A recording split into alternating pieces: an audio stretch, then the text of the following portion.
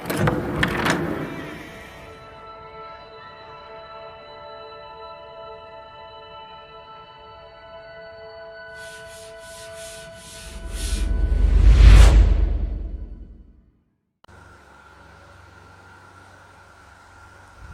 Everyone, once again very warm welcome in my video. आप सबका स्वागत है। I am Dhananjay from Dhananjay classes Aligarh. जैसा कि मेरे रेगुलर व्यूअर्स जानते हैं, मेरा आजकल डिस्कशन चल रहा है इलेक्ट्रोकेमिस्ट्री पर, और मैंने अपने वीडियो नंबर 31 में, यदि आपने देखा हो तो उसमें आपके साथ डिस्कशन किया था इलेक्ट्रोलाइट्स और नॉन इलेक्ट्रोलाइट्स पर, उनके क्लासिफिकेशन पर। आज उसी क्रम में अपने कंसेप्ट को आगे ले जा रहा हूं। आज बात करने जा रहा हूं आपसे बैटरी को लेकर, कमर्शियल सेल्स को लेकर। तो आइए चलते हैं इस नए आर्टिकल के साथ। शब्द है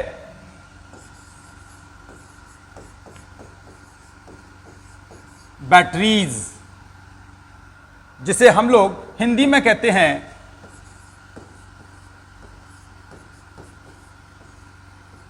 बैटरी। तो सबसे पहला क्वेश्चन तो यह आता है, सर ये बैटरी होती क्या है? एक्चुअली माय डियर, जो हमारे इलेक्ट्रोकेमिकल सेल यानी जो विद्युत रासायनिक सेल हैं, या यूं कहिए जो हमारा गैल्वेनीय सेल था, वास्तविकता में हम उसी को बैटरी कह देते हैं। बैटरी एक्चुअली हमारा एक कमर्शियल स्तर पर बोले जाने वाला वर्ड है।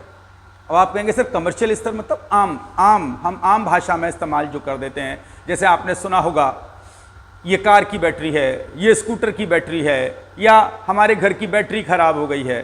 तो battery is a common word that is highly used in our daily life. वास्तविकता में ये गैल्वेनीय सेल ही होते हैं।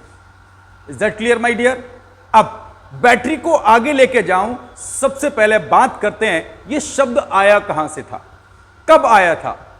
तो यदि थोड़ा सा बैक में जाएं, फ्लैशबैक में जाते हैं, तो यह घटना है लगभग 1749 की। एक अमेरिकन साइंटिस्ट थे बेंजामिन फ्रैंकलिन। उन्होंने सबसे पहले इस शब्द बैटरी का इस्तेमाल किया। तो अमेरिकन साइंटिस्ट बेंजामिन फ्रैंकलिन ने 1749 में इस वर्ड का इस्तेमाल किया था। याद रखिएगा इस वर्ड का इस्तेमाल। लेकिन जो बैटरी की खोज जाती है, डिस्कवरी जाती है, वो एक इटालियन साइंटिस्ट थे Alexander Volta. What's name? Alexander Volta. उन्होंने नियर अबाउट 1800 के अंदर बैटरी को इन्वेंट किया था।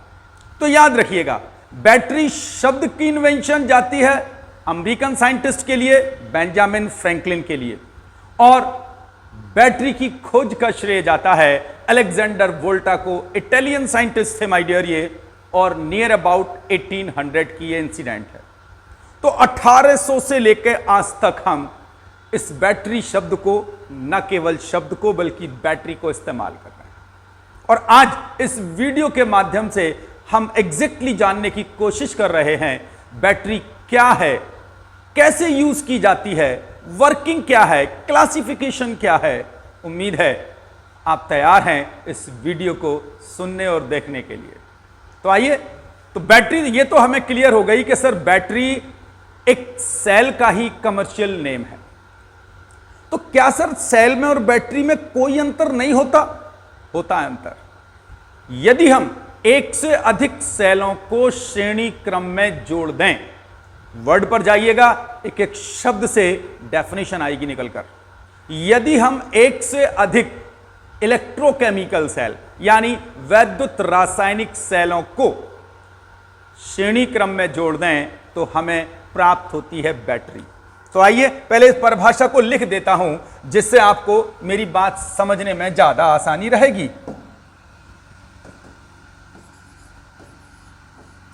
जब एक से अधिक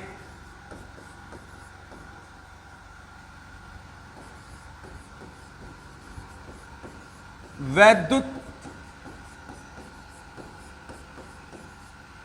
रासायनिक सेलों को श्रेणी क्रम, अब आप में से मेरे कई सारे व्यूअर्स श्रेणी क्रम वर्ड सुनते ही नाराज हो गए होंगे। सीरीज कॉम्बिनेशन, उम्मीद है क्लियर हो गई होगी बात।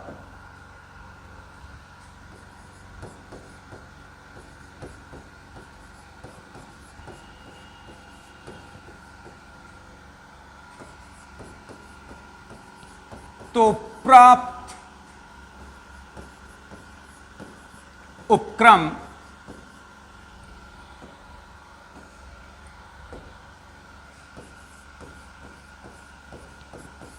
बैटरी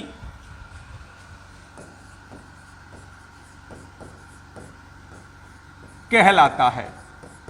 उम्मीद है अब आपको बैटरी में और सेल में अंतर आ गया होगा। सेल एक इंडिविजुअल डिवाइस है, जबकि battery is the combination of more than one cell in series combination. That is the difference between cell and the battery. But my dear, normally हम इन दोनों को ही, यानी बैटरी को भी हम सेल कह देते हैं और सेल को तो सेल कहते ही हैं। अब आप ये भूल गए होंगे सर सेल क्या है। सेल एक ऐसी डिवाइस है जिसके द्वारा हम केमिकल एनर्जी को इलेक्ट्रिकल एनर्जी में, हम रासायनिक ऊर्जा को वैद्युत ऊर्जा में बदलते थे। याद रहा हो, एक रिडॉक्स अभिक्रिया द्वारा। तो सेल एक ऐसी डिवाइस है जिसके द्वारा रासायनिक ऊर्जा को वैद्युत ऊर्जा में बदला जाता है। क्लियर है? चलिए, तो आज के बाद यदि बैटरी के लिए कोई एक और वर्ड यूज कर दे तो मेरे स्टूडेंट कंफ्यूज नहीं होने चाहिए। कॉमर्शियल सेल, हिंदी में कहते हैं इसे हम व्यापारिक सेल। उम्मीद करता हूं मेरे स्टूडेंट्स इस वर्ड को क्लियर कर पाए होंगे। और जितने भी सेल वर्क करते हैं माय डियर्स, जित भी सेल के बारे में आज तक आपने सुना, पढ़ा या लिखा है, they work on redox reactions. Redox reaction means a reactions in which oxidation and reduction is happening simultaneously. एक ऐसी अभिक्रिया जिसमें ऑक्सीकरण और अपचयन दोनों ही क्रियाएं एक साथ होती हैं, उसे हम रिडॉक्स अभिक्रियाएं कहते हैं। और यदि आप मेरे रेगुलर व्यूअर्स हैं जिन्होंने मेरे साल the working of Daniell cell पढ़ रखा है, दे नो वेरी वेल कि हमेशा डेनियल सेल में एनोड पर ऑक्सीडेशन होता था और कैथोड पर रिडक्शन। याद करिएगा, क्योंकि एक ही सेल में ऑक्सीडेशन और रिडक्शन दोनों हुआ है, इसीलिए हम ये भी कह सकते हैं कि दुनिया के सभी सेल रिडॉक्स रिएक्शन का परफेक्ट एग्जाम्पल हैं। या यूं कहिए, after the redox reaction they are producing electrical energy. Is that clear my dear? Clear है। लेकिन अभी भी एक वर्ड ऐसा है जो मेरे कई सारे व्यूअर्स स्ट्रेस में आ गए हैं उसे सुनकर, वो है सीरीज कॉम्बिनेशन। श्रेणी क्रम के अंदर क्या मतलब है सर? तो आइए, यदि आप थोड़े से भी फिजिक्स पढ़े हैं, ज्यादा से पढ़े हैं, तो अच्छे से जानते होंगे हमारे यहां फिजिक्स के अंदर दो वर्ड यूज होते हैं। फर्स्ट इज श्रेणी क्रम एंड द सेकेंड इज समानांतर क्रम। और जो मेरे इंग्लिश व्यूअर्स हैं वो यूं समझ सकते हैं, series combination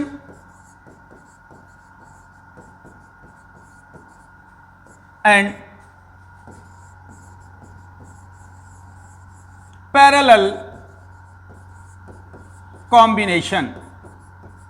I hope so आप मुझे सुन और समझ पा रहे हैं। आपने जब फिजिक्स लेक्चरर से सेल और सेल के कॉम्बिनेशंस की बात की होगी तो उन्होंने इस दो वर्ड को जरूर इस्तेमाल किया होगा कि सेलों को हम सीरीज में भी ऐड कर सकते हैं और सेल को हम पैरेलल में भी ऐड कर सकते हैं। लेकिन मैं ये मान के चल रहा हूं कि कई सारे व्यूअर्स ऐसे हैं जिन्होंने अभी फिजिक्स का ये सेक्शन नहीं स्टडी की है, तो उन्हें फिर मेरा आर्टिकल समझने में परेशानी होगी। तो उनकी परेशानी का ख्याल रखते हुए नट एंड शेल में कोशिश करता हूं कि आखिरकार ये सीरीज कॉम्बिनेशन क्या है और पैरेलल कॉम्बिनेशन क्या है। तो माय डियर्स, ध्यान से मुझे सुनिएगा और समझिएगा। यदि आप थोड़ा सा फिजिक्स को जानते हैं, पहचानते हैं, तो जानते हैं फिजिक्स के अंदर जब भी हम ये टू पैरेलल लाइंस ड्रॉ करते हैं तो ये सिंबल होता है हमारे यहां सेल का, और जो बड़ा वाला इसके अंदर पोल है वो हमेशा पॉजिटिव पोल को हाईलाइट करता है, और जो छोटा वाला है वो हमेशा नेगेटिव पोल को। तो ये हमारे यहां प्रेजेंटेशन है माय डियर, किसका? सेल का। और समझ लीजिएगा ये हमेशा पॉजिटिव होता है, ये हमेशा नेगेटिव, यानी कि टू पैरेलल लाइंस जिसमें एक स्मॉल है एक बिग है। बिग लाइन हमेशा पॉजिटिव पोल को इंडिकेट करती है और छोटी वाली हमेशा नेगेटिव पोल को। ये एक सेल का प्रेजेंटेशन है, ठीक है। अब हम एक और सेल ले लेते हैं सर, एक और सेल। उसके अंदर भी प्रेजेंटेशन का मेथड यही रहेगा, ठीक है। अब हम क्या करें, यदि भूले ना हो तो ये इसका पॉजिटिव पोल है, ये इसका नेगेटिव पोल है। तो इस सेल के पॉजिटिव को इसके नेगेटिव से ऐड कर दें और इस नेगेटिव को आगे ले चलें। फिर उम्मीद करता हूं मेरे सारे व्यूअर्स समझ पा रहे हैं मैं क्या कह रहा हूं। हम एक और सेल डिजाइन कर लेते हैं जल्दी से। पक्की बात है टू पैरेलल लाइंस ड्रॉ होंगी, उनमें से एक पैरेलल लाइन वापस बिग होगी और एक स्मॉल होगी। और अब हम इसके अंदर जब फिर ऐड करेंगे तो पहले सेल का नेगेटिव पोल इसके पॉजिटिव पोल से, और ये फिर। तो आप देख सकते हैं मेरे सारे व्यूअर्स बहुत अच्छे से, वापस ये पॉजिटिव है और ये नेगेटिव पोल है।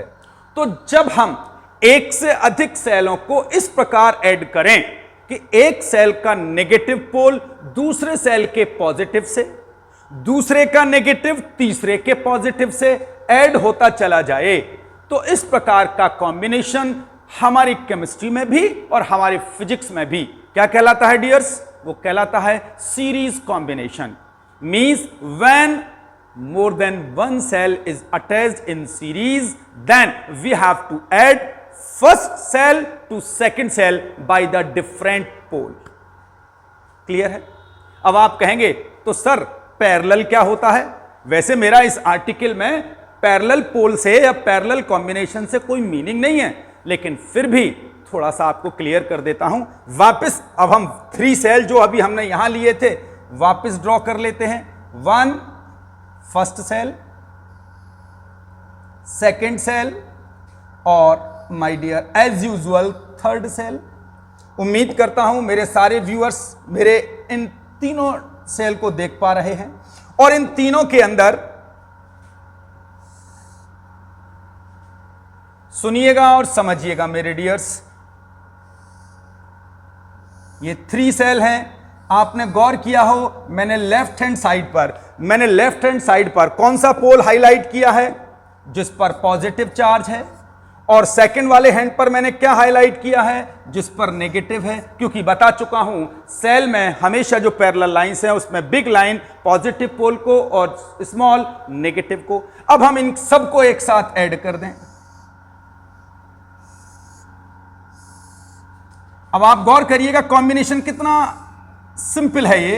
यहां सारे सेल के पॉजिटिव को सारे सेल के पॉजिटिव को एक तरफ ऐड कर दिया और सारे सेल के नेगेटिव को एक तरफ ऐड कर दिया। ये कहलाते हैं माय डियर पैरेलल कॉम्बिनेशन।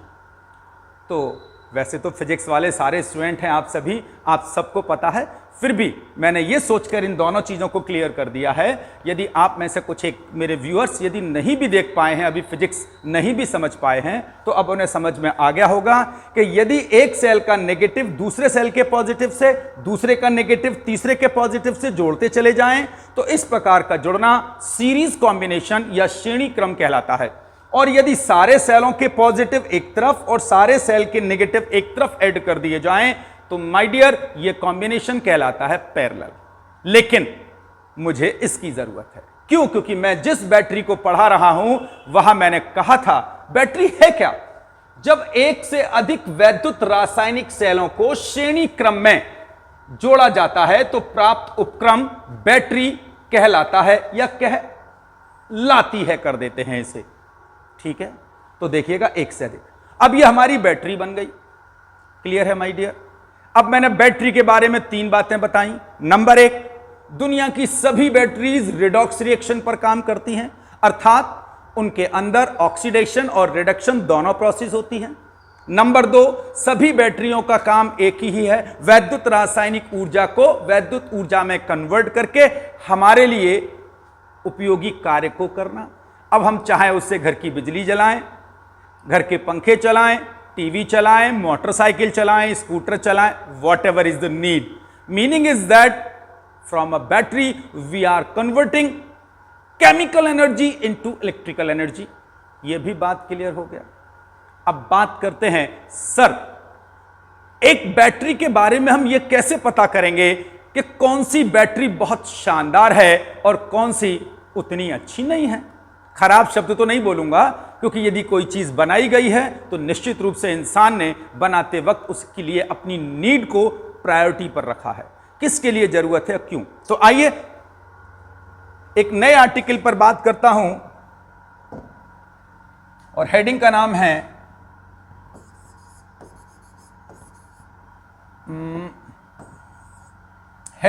है अच्छी बैटरी के लक्षण।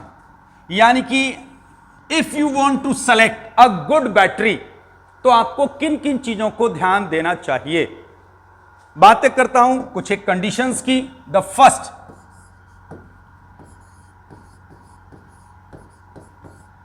बैटरी का आकार व कीमत।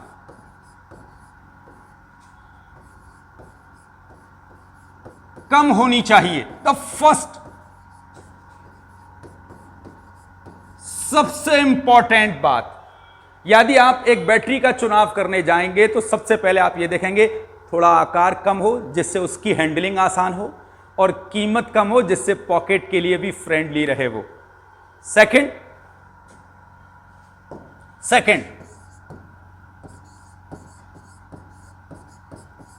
बैटरी का ट्रांसपोर्टेशन समझते हो, लाना ले जाना। लिख देता हूं नहीं तो मेरे कई सारे स्टूडेंट्स घबरा जाएंगे।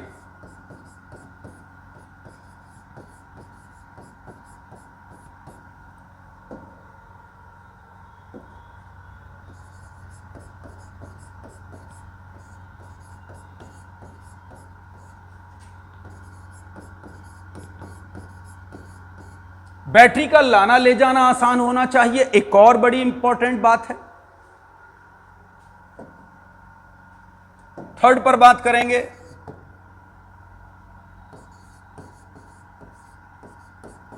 बैटरी से एक निश्चित विभव समझते हैं, शायद नहीं, वोल्टेज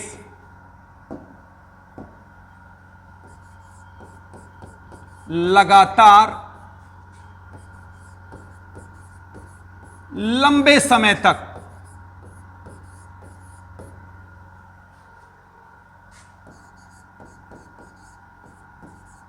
प्राप्त होना चाहिए। यानी कि जो बैटरी है उससे जो वोल्टेज मिल रहे हैं, जितने भी वोल्ट की है, वो 2 वोल्ट की है, वो 1.5 वोल्ट की है, 9 वोल्ट की है, 12 वोल्ट की है, जो भी वोल्टेज मिलें उस बैटरी से वो हमें निरंतर लंबे समय तक मिलने चाहिए। यदि वोल्टेज के ड्रॉप जल्दी हो गए तो जिस इक्विपमेंट को उसके द्वारा रन किया जा रहा है माय डियर, वो इक्विपमेंट खराब हो सकता है due to the voltage drop के कारण। ठीक है, यह भी बात ठीक है। नंबर नेक्स्ट बात करेंगे हम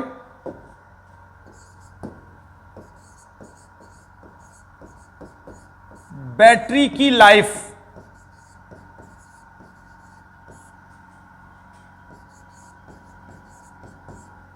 लंबी होनी चाहिए। उम्मीद करता हूं यह बात आपने अधिकांशतः अपने पापा के मुंह से या बड़े भाई बहन के मुंह से सुनी होगी। जब घर के अंदर इन्वर्टर वाली बैटरी डिस्टर्ब हो जाती है तो पापा मम्मी भैया क्या डिस्कशन करते मिलते हैं, यार बड़ी जल्दी बैटरी खराब हो गई, अभी तो हमने नई डलवाई थी। तो शायद भैया हमें सजेस्ट कर देता है अब की बार वो वाली बैटरी लेके आना जिसकी लाइफ बहुत लंबी हो।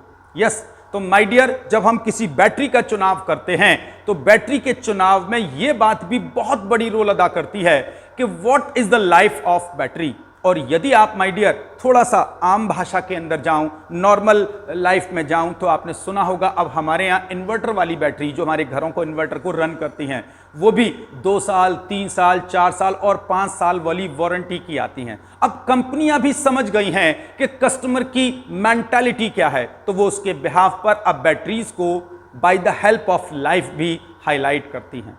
अब वो बताती हैं ये 3 साल की गारंटी वाली बैटरी है। तो माय डियर, जब भी हम बैटरी का चुनाव करते हैं तो बैटरी के चुनाव के वक्त हमारी ये बात भी बड़ी इंपॉर्टेंट होती है। और सबसे आखिरी बात, सबसे इंपॉर्टेंट बात,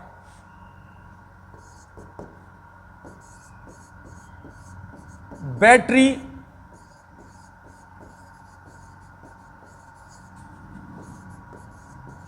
रिचार्जेबल होनी चाहिए।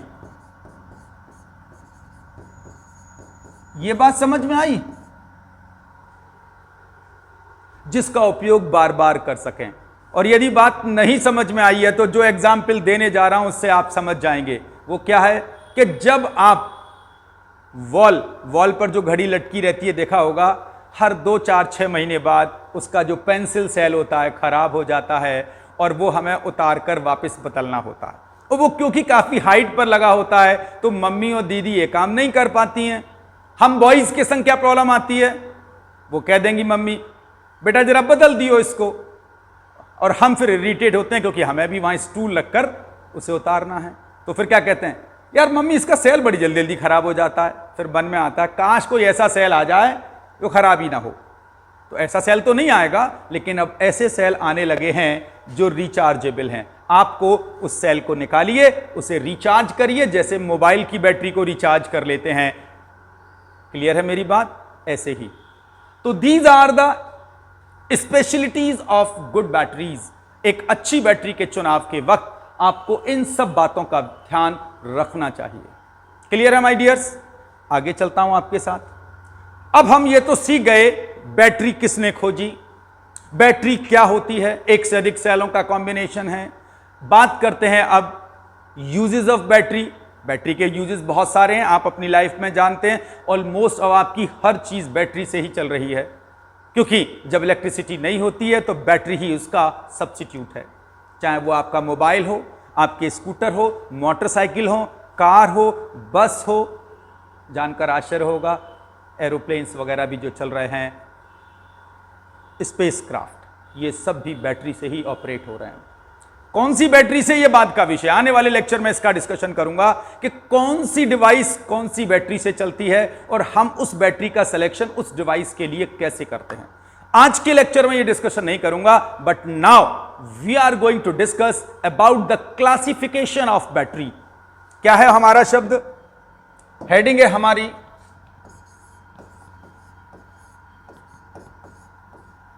बैटरी का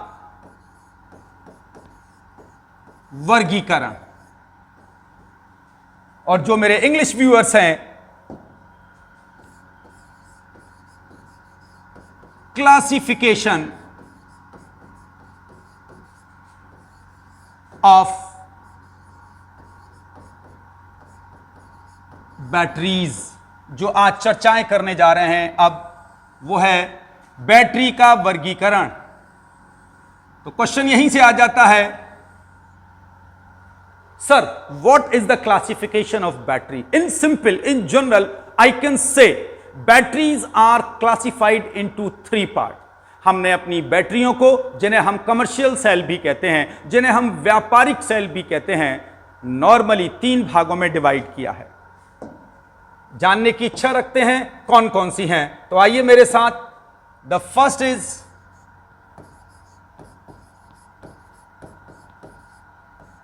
प्राथमिक सेल या बैटरी। ठीक दोस्तों। दूसरे कहलाते हैं हमारे यहां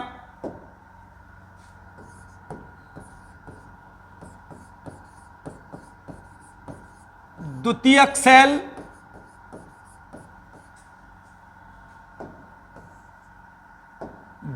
सेल या बैटरी। और माय डियर थर्ड है हमारे यहां ईंधन सेल। और अपने इंग्लिश व्यूअर्स का ख्याल रखते हुए प्राथमिक यानी कि प्राइमरी सेल और सिंपल बैटरी। सेकंड है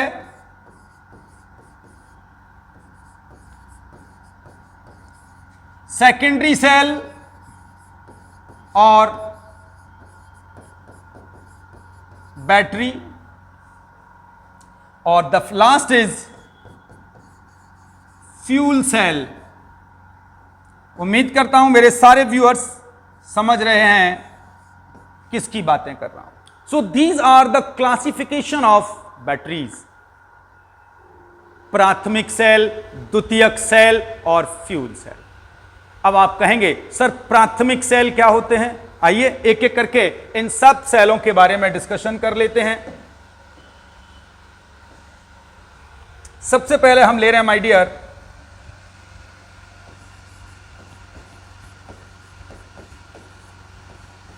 प्राथमिक सेल, जिसे इंग्लिश में कहा जाता है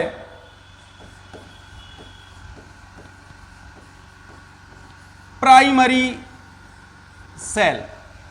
यदि मुझसे पूछा जाता सर प्राथमिक सेल क्या होते हैं, तो एक लाइन में कह सकता हूं use and throw cells are known as primary cell. लेकिन यह डेफिनेशन प्रॉपर नहीं है। तो वे सेल जिनमें सेल अभिक्रिया किसी एक दिशा में होती है प्राथमिक सेल कहलाते हैं। अब सेल अभिक्रिया आप अच्छे से जानते हैं, वो रिडॉक्स अभिक्रिया होती है। सेल अभिक्रिया, हर सेल की सेल अभिक्रिया सदैव रिडॉक्स अभिक्रिया है। यानी कि वे सेल जिनके अंदर रिडॉक्स अभिक्रिया एक दिशा में होती है उन्हें हम प्राथमिक सेल कहते हैं। इन्हें हम अनुत्क्रमणीय सेल भी कहते हैं, इर्रिवर्सिबल सेल। यानी कि ये वे सेल हैं जिन्हें आप एक बार डिस्चार्ज हो जाने पर पुनः चार्ज नहीं कर सकते। तो आइए डेफिनेशन लिख देता हूं जिससे आप सभी लोग इसे समझ जाएं। ये वे सेल होते हैं जिनमें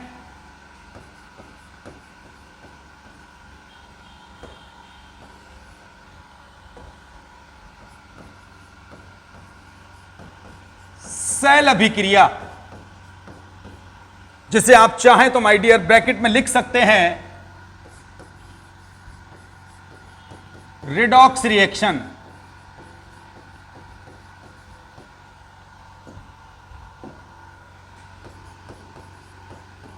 एक ही दिशा में होती है। इन्हें हम अनुत्क्रमणीय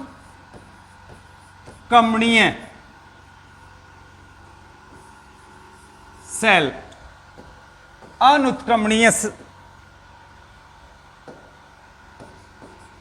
सेल। और अब अनुत्क्रमणीय सुनकर फिर परेशानी बढ़ी, तो माय डियर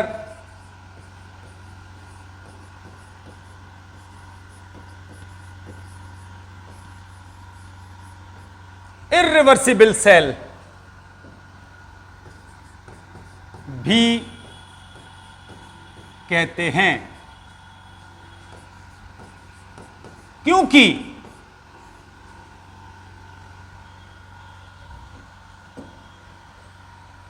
थोड़ा सा स्पेस बना देता हूं, स्पेस कम हो रहा है।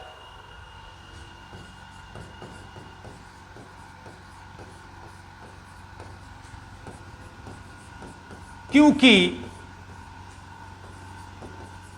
इन्हें पुनः आवेशित, अब आवेशित से सुनकर फिर स्ट्रेस आया होगा, चार्ज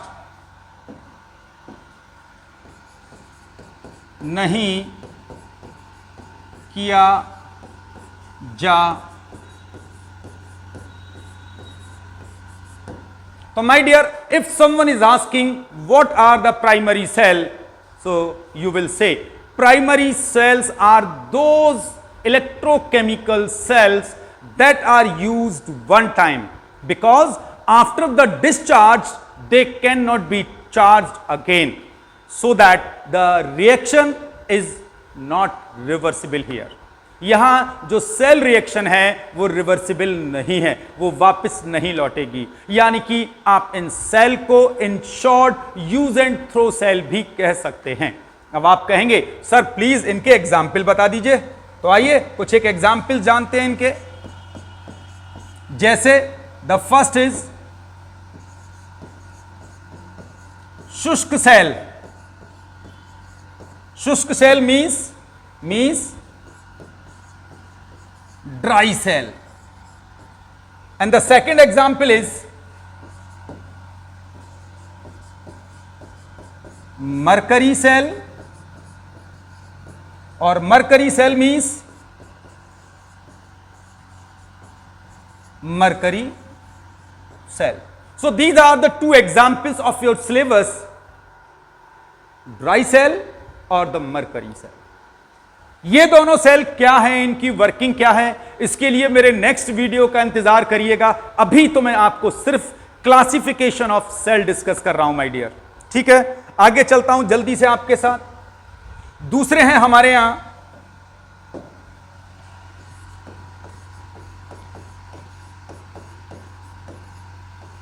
द्वितीयक सेल,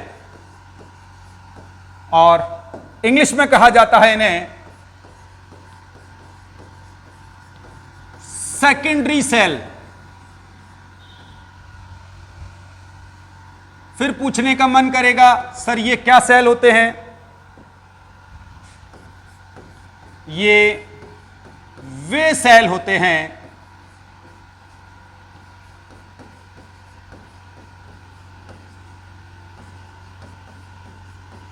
जिनमें सेल अभिक्रिया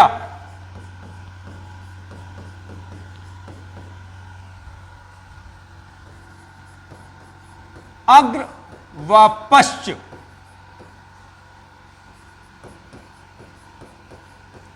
दोनों ही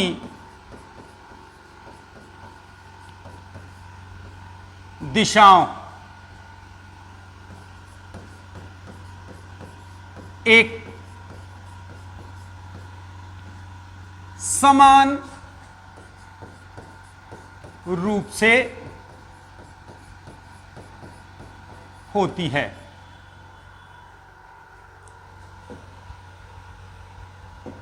अर्थात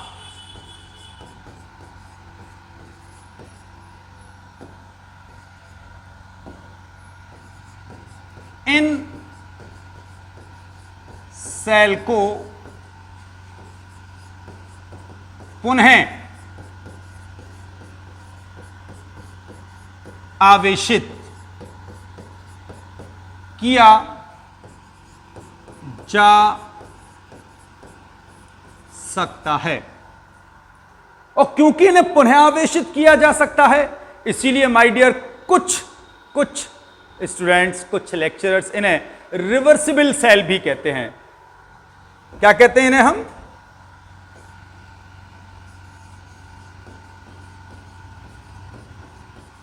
रिवर्सिबल सेल, क्योंकि जो इनकी रिडॉक्स अभिक्रिया है वो अग्र दिशा में यानी फॉरवर्ड डायरेक्शन में और पश्च दिशा में यानी बैकवर्ड डायरेक्शन में साइमल्टेनियसली हो सकती है। उम्मीद करता हूं सीख रहे हैं और समझ रहे हैं। यानी कि ये वे सेल हैं जिन्हें आप बार बार डिस्चार्ज हो जाने पर चार्ज करके उपयोग में ला सकते हैं। Just like your mobile battery, आप देखिएगा जब भी मोबाइल की बैटरी डिस्चार्ज होने लगती है आप चार्जर की हेल्प से इसे पुनः चार्ज कर लेते हैं। तो मोबाइल की battery is the perfect example of secondary cell. एक और एग्जाम्पल देखना चाहते हैं तो आपके घर में लगा इन्वर्टर वाली बैटरी। ये जो इन्वर्टर वाली बैटरी है वो देखिएगा जब आप काफी लंबे समय तक इन्वर्टर वाली बैटरी का इस्तेमाल करते हैं और वो डिस्चार्ज होने लगती है तो फिर लाइट आने पर उसकी चार्जिंग पुनः लग जाती है और वो वापस उपयोग में लाने के लिए तैयार हो जाती है। उम्मीद करता हूं आप सीख गए। यहां पर अपने सारे व्यूअर्स को एक चीज और बताना चाहूंगा, इनको हम रिवर्सिबल यानी उत्क्रमणीय सेल तो कहते ही हैं, संग में इनको हम एक और नाम से जानते हैं। उस नाम को अलग से हाईलाइट करता हूं जिससे संचायक सेल। अब आप कहेंगे सर संचायक सेल का मतलब स्टोरेज सेल, यानी कि इन सेल को हम स्टोरेज सेल इसलिए कहते हैं क्योंकि जब बैटरी हमारी घर के इन्वर्टर की हो या मोबाइल की हो चार्जिंग पर लगी होती है तो वो इलेक्ट्रिक एनर्जी को केमिकल एनर्जी में कन्वर्ट करके अपने पास स्टोर कर लेते हैं। कौन? चाहे वो मोबाइल की बैटरी हो या वो इन्वर्टर की बैटरी हो। और जब हम मोबाइल का यूज करते हैं या घर के इन्वर्टर की बैटरी का इस्तेमाल करते हैं लाइट के जाने के बाद, तो वो केमिकल एनर्जी को वापस इलेक्ट्रिकल एनर्जी में चेंज करके हमें इलेक्ट्रिसिटी दे देते हैं। तो my dear, secondary cell are also known as storage cell या संचायक cell because they can store electrical energy into chemical energy. Is that clear my dear? याद रखिएगा। और ये सेल हमारे यहां रिवर्सिबल सेल भी कहलाए क्योंकि आप इनको बार बार चार्ज कर सकते हैं, डिस्चार्ज कर सकते हैं और काफी लंबे समय तक इनका उपयोग कर सकते हैं। जबकि प्राइमरी सेल के अंदर मैंने कहा था एक बार डिस्चार्ज हो जाने के बाद आप इसे चार्ज नहीं कर सकते। That's why I was saying they are also known as use and throw cell, but this is not use and throw cell because you can use it again and again. अब आप कहेंगे sir थोड़े से example बता दीजिए इनके, तो आइए एग्जाम्पल नंबर फर्स्ट पे बात करता हूं। शीशा संचायक सेल। याद आया? कुछ नहीं आया? यदि नहीं आया तो बता दूं ये आपके घर में लगने वाली बैटरी का कमर्शियल नेम है, जिसे आप बैटरी कह देते हैं, वो शीशा संचायक है। यहां शीशे का मतलब है लेड। ये वो वाला शीशा नहीं है जिसमें आप अपनी शक्ल देखते हैं, दैट इज मिरर। वो शल्यम शीशा से बनता है, ये शीशा है। यहां सा सपेरा वाला लगा है। ये इसलिए बताना पड़ा क्योंकि कई बार लोग शीशा सुनते ही मिरर को इमेजिन कर लेते हैं, नहीं। और इसे इंग्लिश में हम कहते हैं माय डियर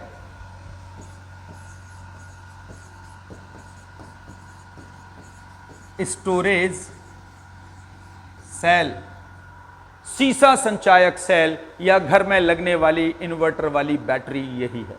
और दूसरा है हमारा एग्जाम्पल निकेल कैडमियम सेल, और इंग्लिश में कहते हैं इसे हम निकेल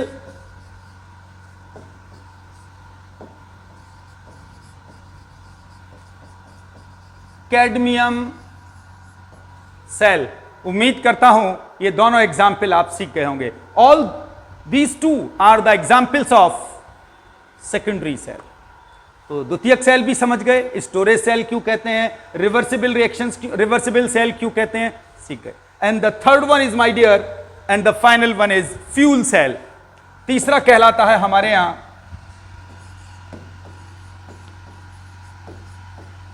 ईंधन सेल, इंग्लिश में कहते हैं इसे हम फ्यूल सेल। क्वेश्चन, सर ये कौन से सेल होते हैं? वापस, these are the classification of cell. ईंधन सेल एक और हमारे सेल का ही क्लासिफिकेशन है, but they are known as a very refined cell. ये हमारे यहां के सबसे श्रेष्ठ सेलों में से माने जाते हैं। इन सेल की क्या खासियत होती है? ये वे सेल होते हैं जो किसी ईंधन की रासायनिक ऊर्जा को वैद्युत ऊर्जा में बदल देते हैं। आइए डेफिनेशन लिख लेते हैं जिससे याद रहे।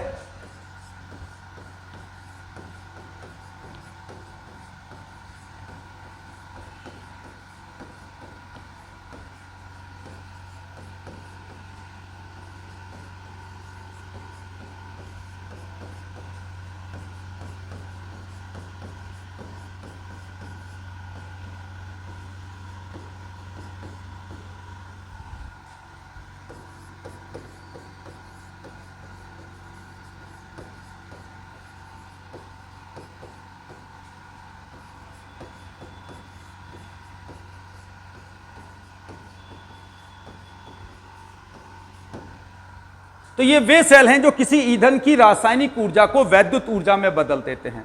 अब ईंधन सेल के रूप में जनरली हम यूज करते हैं ऑक्सीजन हाइड्रोजन ईंधन सेल।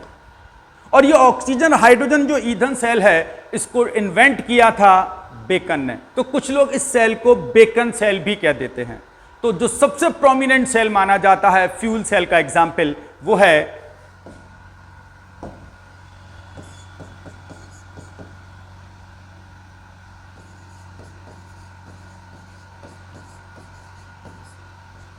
हाइड्रोजन ऑक्सीजन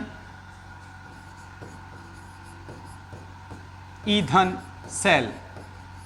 और मैंने अभी कहा भी इसका, कुछ एक लोग इसे बेकन सेल भी कह देते हैं, क्योंकि बेकन वो वैज्ञानिक थे जिन्होंने इसे खोजा था। तो माय डियर, आज के लेक्चर में ये डिस्कशन नहीं कर रहा हूं आपके साथ कि बेकन सेल क्या है, कैसे वर्क करता है। आज के लेक्चर में मैंने आपको यह बताने की कोशिश की है बैटरी क्या है, उनके लिए क्या कंडीशंस होती हैं अच्छी बैटरी के चुनाव के लिए, और क्लासिफिकेशन ऑफ बैटरी क्या है। So that was the whole idea about the article of battery. तो मैंने यहां आपको इन सब को डिस्कस करने की कोशिश की है। उम्मीद करता हूं आपको कुछ कन्वीनियंस हुई होगी अब इस बात को समझने में। तो अपनी वाणी को यहीं विराम दूंगा। अगले वीडियो में एक नए आर्टिकल के साथ फिर आपके साथ मिलूंगा। तब तक के लिए नमस्कार।